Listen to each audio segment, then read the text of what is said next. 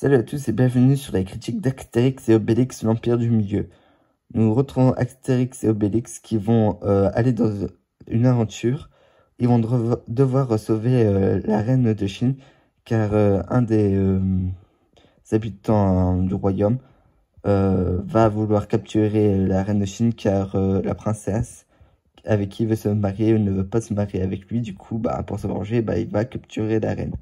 Et du coup, la princesse va aller en Gaule pour demander de l'aide à Astérix et Obélix. Et évidemment, comme à chaque aventure, ils vont bien vouloir aider cette princesse. Et du coup, voilà l'histoire générale. Et on va passer maintenant à les critiques concrètes.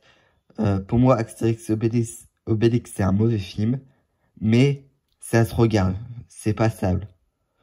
J'ai pas passé non plus un mauvais moment en regardant le film, mais en soi, le film est très mauvais.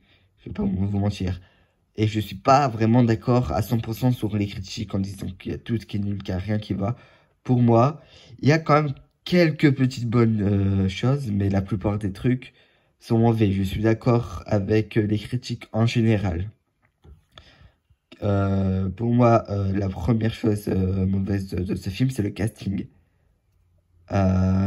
Un casting qui sert à rien. Il y a des caméos juste pour plaisir. Nous avons Angel, Big Flo et Ali, Orelsan, Zlatan, et j'en passe. C'est juste pour des caméos, mais ça sert à rien. Ça n'avance pas dans l'histoire. L'histoire, elle est pas fou. Et tu vois qu'ils n'ont pas travaillé sur l'histoire. Ils ont plus travaillé sur les effets spéciaux, sur les combats. Sur l'histoire, et j'ai l'impression que l'histoire n'est même pas terminée. Elle part dans tous les sens. J'avais du mal des moments à comprendre, même si j'étais pas perdu en soi. Ils ont fait un classique Astérix. C'est qu'en gros, c'est Astérix et Obélix qui partent en mission. Ils vont rencontrer les pirates. Ensuite, ils vont aller frapper les pirates. Voilà. Ensuite, ils se rendent à la mission. Ils vont sauver la personne d'où ils vont faire la mission. Et après, t'as les Romains qui viennent les attaquer. C'est ça, en fait, l'histoire. Il n'y a pas eu de développement pire sur l'Empire du Milieu. On s'intéresse très peu à l'Empire de Chine, malheureusement. Aussi, gros point négatif, c'est sur Guillaume Canet, qui joue Astérix. Il a été vraiment mauvais. J'ai pas aimé son acting sur Astérix. Parce qu'ils ont fait un Astérix faible, végétarien, qui se rebelle. Monsieur veut plus boire la potion magique parce qu'il croit que ça le rend faible. Il a même peur de qu'est-ce qu'il y a dans la potion magique. Il est même pas intelligent. Certes, ça pourrait arriver, et même il s'embrouille avec Obélix. Et il est amoureux. Ça n'a rien à voir avec Astérix. Oui, c'est déjà arrivé que Astérix tombait amoureux, mais sans plus. Là, c'était abusé. Oui, c'est arrivé qu'il s'embrouille avec Obélix, mais ça se réconciliait. Il se réconciliait assez vite. Pas pendant 1h50 de film, quoi. Oui, ça pouvait arriver que Astérix il est un peu plus faible qu'Obélix parce que voilà, il est pas tombé dans la marmite quand il était petit. Mais au moins il était malin. Là, il était même pas malin.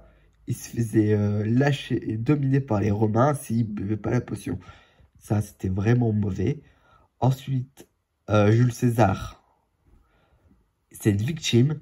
Il se fait victime par Cléopâtre. Mais franchement, j'ai jamais vu un Jules César aussi victime. Personne ne le connaît, du coup il est encore plus victime. Il y a le seum. Il perd Cléopâtre. Et au moment où Cléopâtre lui dit qu'elle a fait une erreur, il veut la reconquérir. C'est vraiment... j'ai l'impression que c'était Jules César qui portait la culotte. C'était n'importe quoi. Cléopâtre, on l'a pas vu du film. Pour moi, c'est plus un caméo qu'autre chose. Ensuite, il y a le caméo de Big Flo et Oli. Bon, il sert à rien, on les voit 30 secondes et après c'est tout. Et il y a seulement deux caméos que j'ai bien aimés. Le premier, c'est Zlatan. Je pense que c'est un des meilleurs passages du film. Et très clairement, ils l'ont vraiment respecté loin qu'il est, parce que Zlatan, c'est quelqu'un qui parle beaucoup, c'est vraiment quelqu'un qui a une aura. Ils l'ont vraiment respecté, et ça, c'est bien. Sa scène de guerre, elle est vraiment stylée.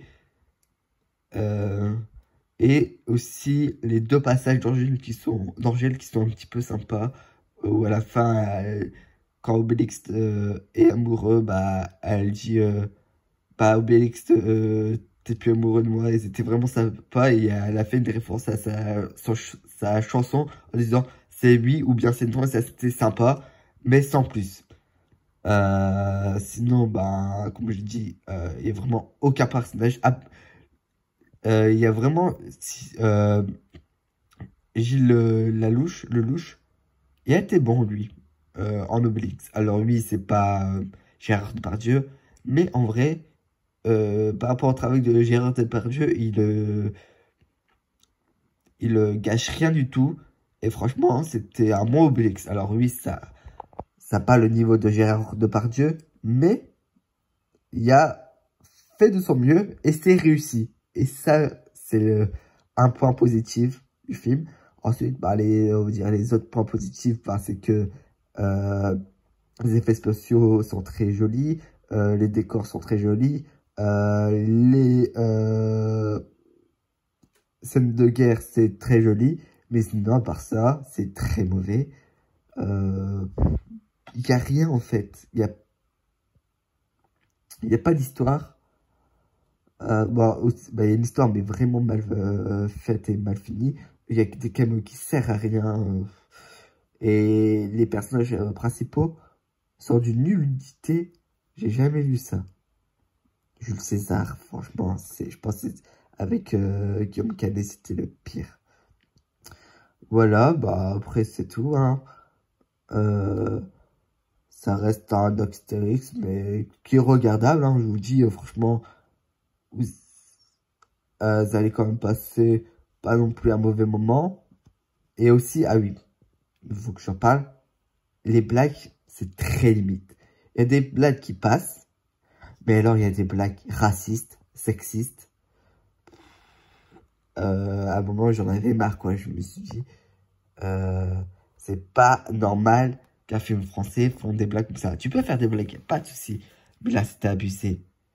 On était en Chine, les noms des personnages, Banane ou encore Rikiki en référence à la... Voilà, quoi, je veux pas le dire, mais voilà. Ou encore, ah, tu l'as pas voulu lire celui-là parce qu'il est aveugle. Ok, c'était vraiment... Il y a des blagues qui passaient bien, mais il y a des blagues, voilà.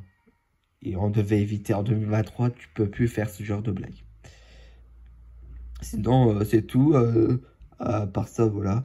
Le film est mauvais, on va pas se le cacher, même s'il y a 2-3 passages qui sont sympas, surtout les passages avec Zlatan. Mais en soi, bah, 65 millions dépensés pour un film comme ça vaut pas le coup.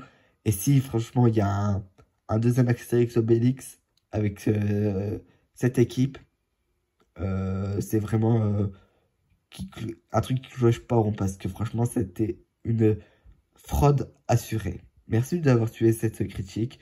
On se retrouve pour une nouvelle critique ou pour la réaction de la bande-annonce de Fast and Furious X. Je verrai bien.